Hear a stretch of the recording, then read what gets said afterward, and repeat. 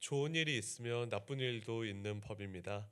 이스라엘 자손이 성전 건축을 한다고 하니 여기저기에서 방해되고 신경 쓰이는 일들이 일어났는데요. 오늘 본문에는 성전 건축을 방해하고자 유다와 베냐민의 적들이 찾아오게 됩니다.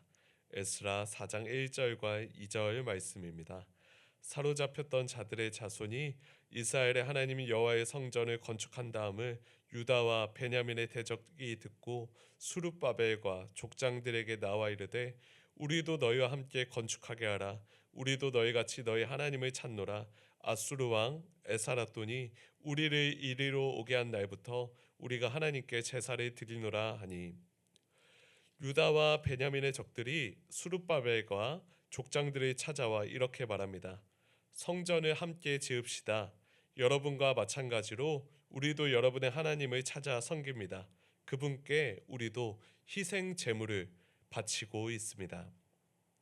이들의 말은 참으로 그럴듯합니다. 이들과 함께 성전을 지으면 크게 도움이 될 것 같습니다. 하지만 실상은 그렇지 않죠. 이들은 하나님을 섬긴다고 말하면서 여러 우상도 섬기는 혼합주의자였습니다. 이들은 그래서 성전 건축을 돕는 척하면서 실상은 성전의 재건을 방해하고자 하였습니다.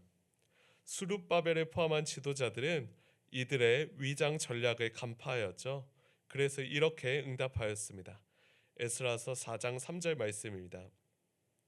수룹바벨과 예수아와 기타 이스라엘 족장들이 이르되 우리 하나님의 성전을 건축하는데 너희는 우리와 상관이 없느니라. 바사왕 고레스가 우리에게 명령하신 대로 우리가 이스라엘의 하나님 여호와를 위하여 홀로 건축하리라 하였더니, 수룹바벨과 지도자들은 그들을 향해 이렇게 말했습니다. 당신들의 일이 아니라 우리 일입니다. 우리 하나님의 집을 짓는 일은 우리끼리 지어 드릴 겁니다. 고레스의 명령대로 하나님 여호와를 위하여 할 것입니다. 이렇게 그들이 함께 짓자는 말을 거부하자 적들의 반대가 본격적으로 시작되었습니다. 그 내용이 에스라서 4장 4절부터 5절에 기록되었습니다. 이로부터 그 땅 백성이 유다 백성의 손을 약하게 하여 그 건축을 방해하되 바사왕 고레스의 시대부터 바사왕 다리오가 즉위할 때까지 관리들에게 뇌물을 주어 그 계획을 막았으며, 이렇게 주변에서 방해가 심각해지니까요, 유다 백성의 손이 약하게 되었습니다. 이 같은 구절이 새한글 성경에서는 유다 백성의 손에서 맥이 풀렸다라고 번역되어 있습니다. 이는 성전 재건 과정이 전혀 탄력을 받지 못하고요, 유다 백성의 의욕이 떨어져 지지부진한 상황을 가리키고 있습니다. 이들의 협박은 페르시아 제국의 고위층을 향한 뇌물로 이어졌습니다. 그래서 이 고레스의 시대부터 다리오 왕이 즉위할 때까지 이 성전 재건이 진행되지 못하고 중단되었습니다. 하나님의 분명한 약속이 있고 공동체가 한 마음으로 비전을 품고 시작한 일에도 이렇게 반대와 방해가 있었습니다. 하나님의 계획은 아무런 반대와 방해 없이 진행되는 게 아니라요, 그 반대와 방해를 뚫고 시작되는 것이었습니다. 예수님의 십자가와 부활도 온갖 방해와 반대가 있지 않았습니까? 사탄은 하나님의 계획이 하늘에서 이 땅 가운데 진행되는 것을 극도로 싫어하여 온갖 방해와 박해를 일삼습니다. 이스라엘을 향한 적들의 공격은 상당히 오랫동안 지속되었는데요. 에스라서 4장 6절과 7절 말씀입니다. 또 아하수에로가 즉위할 때에 그들이 글을 올려 유다와 예루살렘 주민을 고발하니라. 아닥사스다 때에 비슬람과 미드르닥과 다보엘과 그의 동료들이 바사왕 아닥사스다에게 글을 올렸으니 그 글은 아람 문자와 아람 방언으로 써서 진술하였더라. 지금 우리가 읽은 구절에는요, 페르시아의 아하수에로 왕과 아닥사스다 왕의 이름이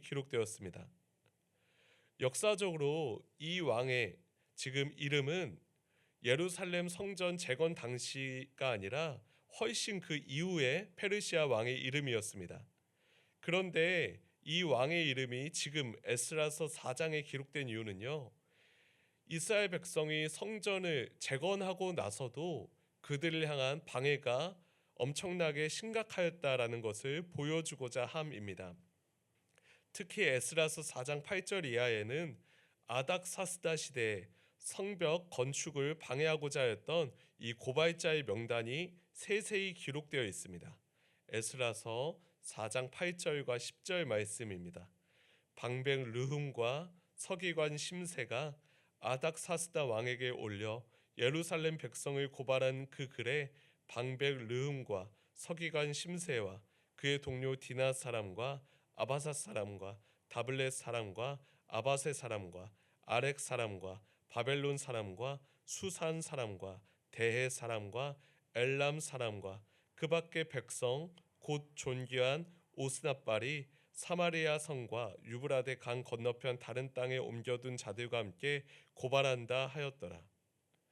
이들의 고발 내용은 내일 새벽기도 시간에 자세히 살펴볼 텐데요. 분명한 건 이스라엘 백성이 성전을 재건하는 것에도 주변에 방해가 있었고요. 성전 재건 이후에 예루살렘 성벽을 재건하는 데도 극심한 박해와 방해가 있었다는 겁니다.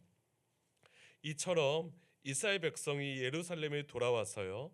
무너진 신앙 공동체를 회복하고 성전과 성벽을 재건하는 과정은 참으로 험난하였습니다. 이는 신약 시대에 예수님의 사도들이 복음을 전하다가 맞이한 박해와 크게 다르지 않습니다. 특히 사도행전에 보면요. 이방인에게 주로 복음을 전하는 사도 바울을 향해 같은 동족인 유대인이 집요하게 방해하는 장면이 기록되어 있습니다. 바울 입장에서는 이러한 유대인의 이 방해가 버거운 일이었지만요. 그 어려움 속에서도 오직 믿음으로 그 모든 어려움을 돌파하고자 합니다. 사도행전 20장 22절에서 24절까지 말씀입니다. 보라, 이제 나는 성령에 매여 예루살렘으로 가는데 거기서 무슨 일을 당할는지 알지 못하노라. 오직 성령이 각 성에서 내게 증언하여 결박과 환난이 나를 기다린다 하시나 내가 달려갈 길과 주 예수께 받은 사명 곧 하나님의 은혜의 복음을 증언하는 일을 마치려 하면은 나의 생명조차 조금도 귀한 것으로 여기지 아니하노라. 사도행전 20장에는요. 사도 바울이 에베소 교회 장로를 불러 일종의 고별 설교를 하는 내용이 기록되어 있습니다. 당시 바울은 성령에 매여 예루살렘에 가는데요. 그곳에서 무슨 어려움이 일어날지 다 알지 못하였습니다. 성령께서는 바울이 예루살렘에 가게 되면 결박과 환난에 당할 수도 있음을 미리 증언하셨지만요. 바울은 그러한 결박과 환난에 주저하지 않았습니다. 바울은 내가 달려갈 길과 주 예수께 받은 사명 곧 하나님의 은혜의 복음을 증언하는 일을 마치려 하면은 나의 생명을 조금도 귀한 것으로 여기지 아니하겠노라라고 고백하면서요. 그를 미워하는 유대인이 득실되는 예루살렘으로 나아갔습니다. 실제로 바울은 예루살렘에서 동족에게 폭력과 핍박을 당하고 감옥에 수감되며 극심한 어려움을 겪었습니다. 그러나 놀라운 건 바울이 박해받을수록 복음의 전파가 가로막힌 게 아니라 복음 전파가 더 크게 확산되었다는 것이죠. 그가 온갖 어려움 속에서 포기하지 않고 복음을 전하는 것을 보면서요. 많은 사람들이 그와 함께하는 복음의 능력에 관심을 가지게 되었습니다. 또한 바울은 때와 시기를 가리지 않고 감옥이든 재판장이든 선박이든 어느 곳에서든지 복음을 전하였습니다. 바울은 주변의 방해로 인해 약해지지 않고 믿음으로 더 강해지는 모습을 보였습니다. 오늘 우리는 에스라서 4장 말씀을 통해 우리를 향한 하나님의 계획이 이루어지는 과정에서요. 온갖 방해와 어려움이 발생할 수 있음을 알게 됩니다. 중요한 건 이 방해와 어려움 너머에서도 하나님이 여전히 살아계시고 우리와 함께 하신다는 것입니다. 문제보다 크신 하나님만을 바라보며 오늘도 믿음으로 나아가는 우리 모두가 되길 간절히 소망합니다. 함께 기도하겠습니다. 하나님, 오늘 우리가 에스라서 4장 말씀을 통하여 성전 건축을 진행하는 과정 가운데 이스라엘 백성들이 여러 어려움을 만났다는 것을 본문을 통하여 확인하였습니다. 하나님의 일을 진행하는데 어려움이 없으면 좋겠지만 실제 이 땅 가운데서는 하나님의 일을 진행하는데 여러 어려움과 방해와 박해가 있습니다. 주님, 우리 역시도 이 땅에서 믿음으로 살아갈 때 크고 작은 어려움들이 있습니다. 그럴 때마다 우리가 좌절하거나 낙심하지 아니하고 오직 믿음으로 기도하며 주님과 동행하게 하여 주시옵소서. 그리하여 우리가 처한 문제보다 크신 하나님만을 믿음으로 바라보며 믿음으로 승리하는 믿음의 백성들이 되게 하여 주시옵소서.